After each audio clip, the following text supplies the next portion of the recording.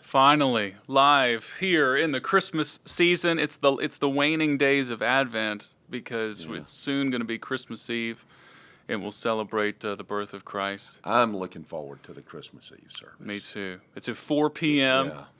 We're all looking forward to it. Yeah, I think so. It will be live streamed for anybody that's out of town.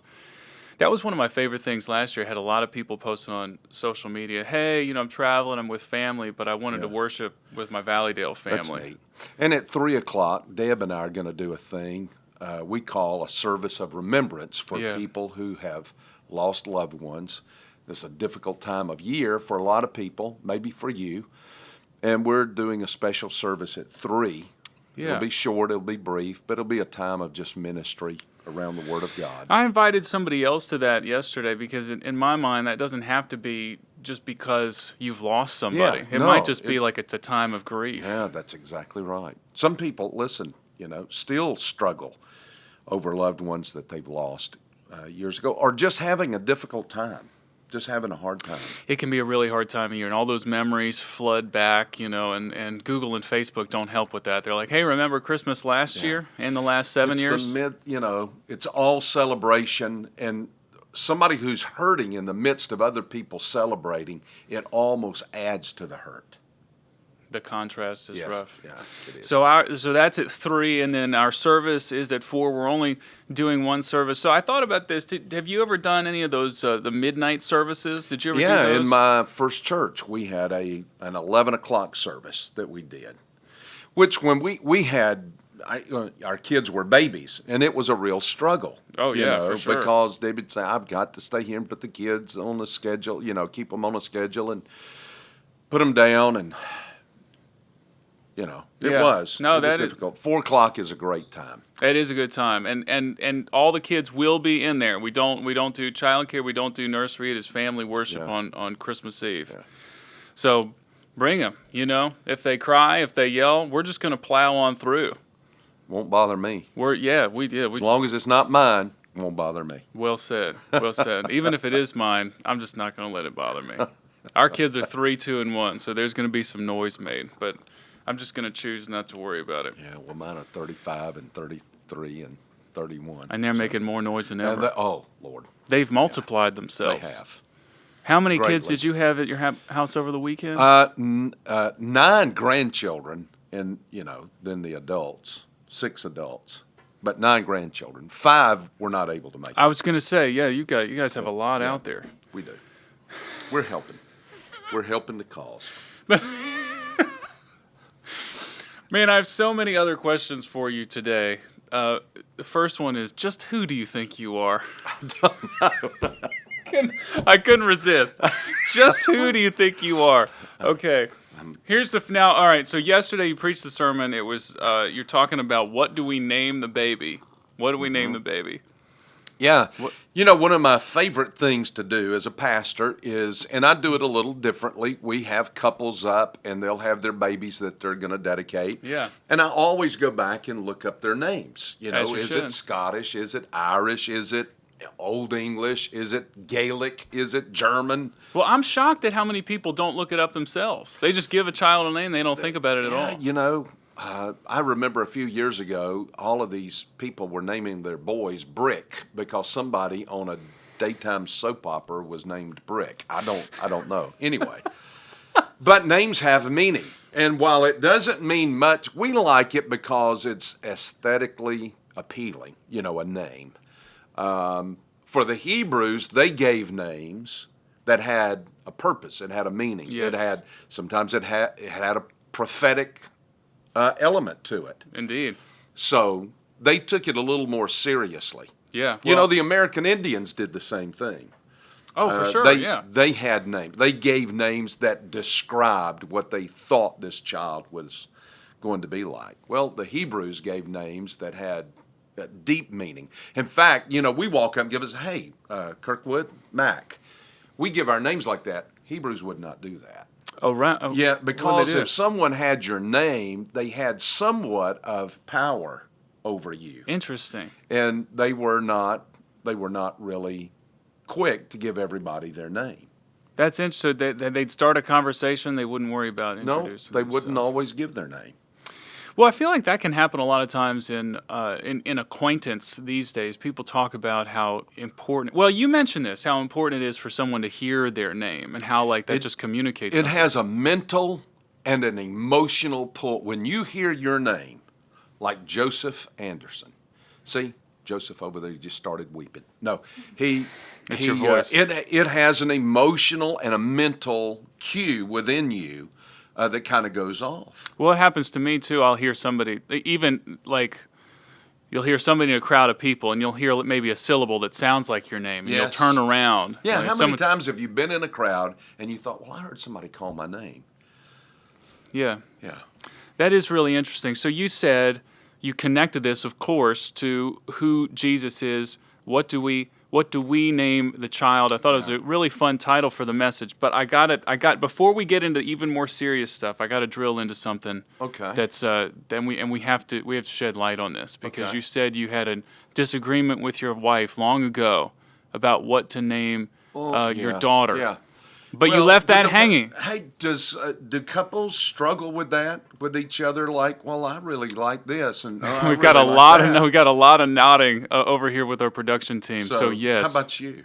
How about y'all? With naming our kids? Did we have? Yeah, my wife put one out that I really didn't like, and then I started liking it later, but we'd already picked a different name. Well, I had in my mind, I wanted a name that I was going to name Courtney, and of course Debbie. Well, that was it. Well, I'm bringing it up because I feel like you have to reveal what you. No. And I'm laughing so hard because yes, I did get in touch with Courtney, and I know what name you want to do. Did you really? Do you know the name? I wanted to name her Bonnie Blue. Yes, Bonnie Blue from Brunson. Gone with the Wind. What can I say? Child of the South, a son of the South. And so the interesting thing, So though, Debbie vetoed this. well, you better believe it. Isn't it funny how a 99-pound woman can control a 230-pound man? That's It is just very amazing. interesting. It's God's design. Yeah. Well, here I'll share this one with you then, because Okay. you asked if we had a disagreement. Because we named my son Jude, which I love that. I love the Bible, and I also love the song by the Beatles, so it works well. But I had proposed a different name because I wanted him to be called Moses Goforth. Moses Lord. Goforth Bullis. Only you, Kirk. And I was Well, when he hardcore was vetoed. born, did you say, "Hey, Jude"? Of course I did. I had the song playing within minutes. The Beatles have reached down in this younger generation. Good night. Isn't that great? Power of the Beatles. So anyway, power of names. The interesting thing is that Mary did not get to name her baby. Yeah, you talked about that. This is the first child that ever named himself. Yes. In a You sense. stop and think about this. God named himself. In fact, in Luke chapter 1, verse 31, it says, "And behold, you will conceive." So the conception had not taken place at this point, as Gabriel is talking to Mary.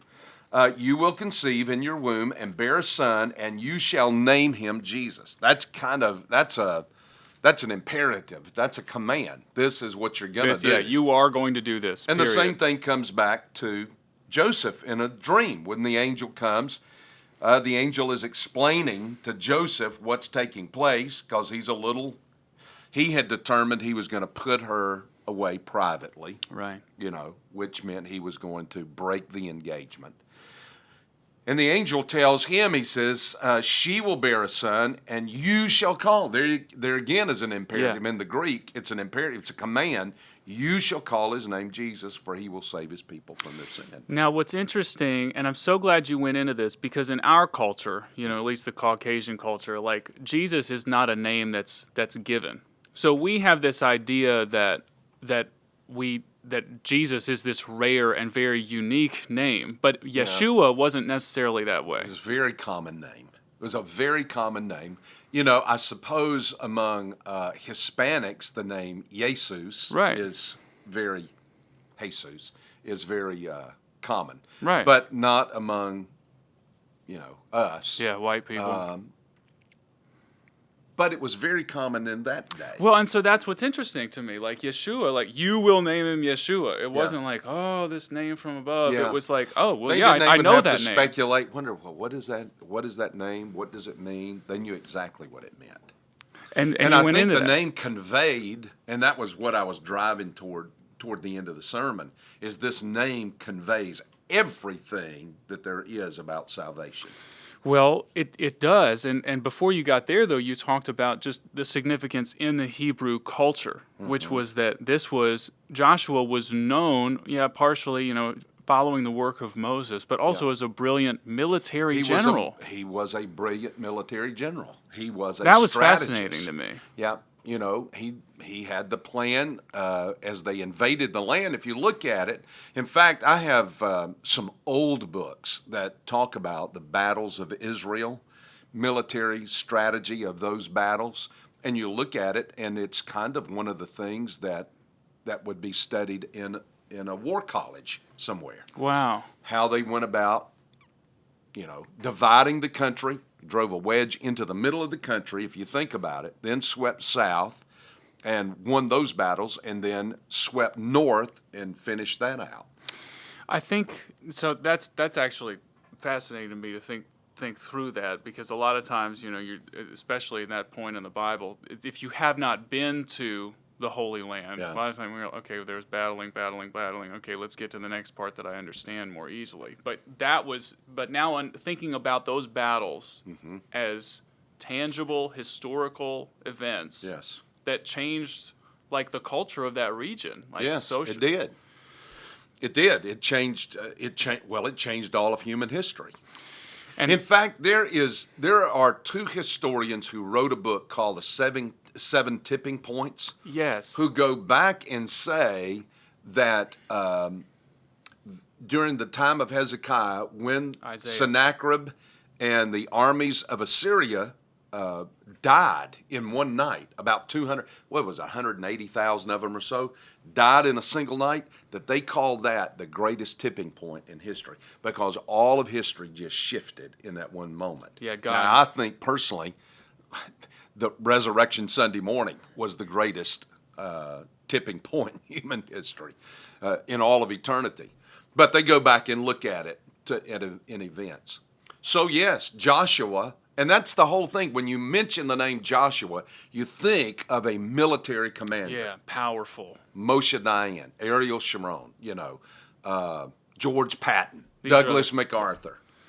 Other famous generals. Yeah. So that is so interesting, because the Hebrews are thinking general, strong name, that sort of thing. Yep. And then Jesus is the Messiah. He's the coming King, wonderful Counselor, Almighty God. And yet he ushers in his kingdom with peace. That's right. Not with military strategy. That's right. Everybody was looking for somebody to overthrow the Roman government. That's what they wanted. The Jews would have loved to have been rid of Herod. The Jews would have loved to have been rid of the Romans. And that's what they were looking for. We want a military commander. This guy's named Joshua. He's our military commander. But as Jesus said to Pilate, my kingdom's not of this world. I've heard before, and I have not read any of like the extra biblical resources, but I've heard that there were like other men named Yeshua at that time, that people were looking to them to maybe be the Messiah. Is there any historical truth to that? Yeah, there were. Like I said, it was a very common name, and you've caught me flat-footed and off. The guy who led Bar Kokhba, was one. Have to remember that. I'm going to have to go. I'm just flat-footed right now. The guy that led the second rebellion against Rome after Is it Maccabees? 70. Judas Maccabees? No. This is much later. Oh, okay. This is the Kokhba rebellion, and then you had. I can't remember. You've got the two Jewish wars, one that started in about 67 BC, that ends in 70 with Titus and those Roman legions, and they break through and then you've got another one that breaks out in around 135 A.D. And that one is the one when the Romans finally say, "This is it. This is enough," and they drive all the Jews out of Rome, out of Jerusalem, and repopulate the area. And that's when the Jews are scattered and they don't come back until, what was it, 1948, 47, 48? Oh, when Israel's reestablished. Reestablished, yeah. Oh, well, I didn't know any of that. Wow. We're going to have to do like a separate series. You're catching me. I should have brushed up on that. Well, history. I didn't. But I had no idea that Kirkwood was going. I don't send these questions ahead of time. It's just genuine curiosity in the moment. Stump the Pastor Day is what it is. Not trying to stump you, Pastor. I have great respect for your knowledge. Well, I'll bring it back and we'll right the ship and close things up here, because talk to me about God's design then in naming Jesus after this military general, and what he's communicating to his people now in the incarnation. Well, I think and the three things were this. One, that name was given because of identification. It was common. You could identify. Yeah. The second thing was for compassion. I don't know any name that conveys compassion like the name Jesus. And then, of course, for salvation. Everything is there in the name Jesus that speaks of the gospel. Everything that we need for salvation, you can find in that name, Jesus. I love it. Well, it's our continued prayer, of course, that that you guys are gonna find salvation in the name Jesus. That is why we record podcasts like this. That is why we record all of our other resources, which are available anywhere you get your podcasts, and of course, here on YouTube. So you need to make sure and like and subscribe to the Valleydale channel on YouTube. There's a lot of new resources coming in the new year. Do you know about this? There are, yes. Yeah. Not the least of which is the parenting podcast called Parenting Today for Tomorrow. It's still ongoing. In the first quarter of 2020, we're going to have another podcast in a similar vein on marriage, minding your marriage. Yeah, we'll be doing about a 5-week series on that. That will be available in the days to come. Yeah, those will be on Wednesday nights at first, and then eventually a podcast. But the team is doing great work here. Our pipeline for all the new resources coming in 2020 is fantastic. We're also going to have some spiritual discipline stuff available to you, and even more parenting resources. But more info on those things as they come up. For today, though, we'll wrap it up and say we'll see you on Christmas Eve at 4 p.m. And Merry Christmas to all. God bless you.